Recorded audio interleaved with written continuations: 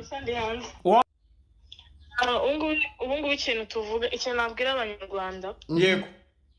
Nta sheni idacika, icyo ni icyambere. Yego.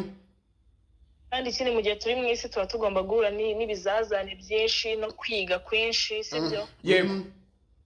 Ushobora kudahemukira umuntu ariko bakaguhemukira akanagutenguha. Yego.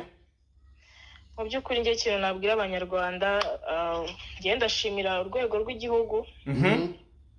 Ndabashimira cyane kuko ni ababyeyi baba badukebura kandi banatwereka n'inzira nziza tugomba kunyuramo. Ikintu nabwira abanyarwanda kandi mwe kunshira imanza aho byaturutse mwarahabonye. Yego. Uriya umuhungu wababeshye ngo agiye kumbera umugabo, mwabonye ibyo yankoreye. Yego.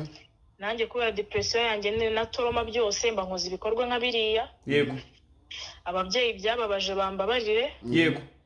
Abamama byababaje bambabarire, abasore byababaje, abantu muri rusange, abanyarwanda muri rusange bambabarire. Yego. Niyo mahitamo nari mfite kubera yuko nari mbabaye ndakomeretse cyane, umutima wanjye urajanjaguritse. Yego.